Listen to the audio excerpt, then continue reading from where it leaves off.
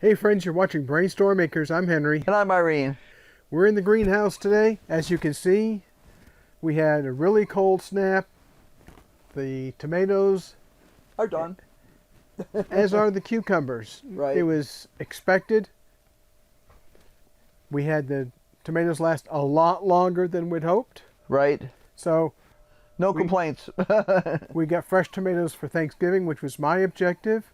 We still have tomatoes ripening inside. Right, right. So we'll see how that works.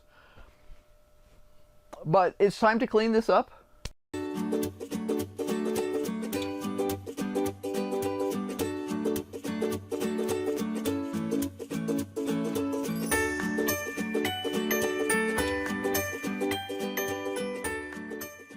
Break it down and make some space. I have some more pots I need to bring in here, and I've got replanting to do and all that stuff. And I need room in order to do that. So we'll be taking all these vines down. Irene will be disconnecting all of these clamps right here. And I'll be taking the buckets out, and we'll be salvaging the perlite, cleaning the pipes, and stowing things away for the winter. Right. That allows us to, if we want to, use this rack here to put buckets on or whatever. So let's get going. yeah.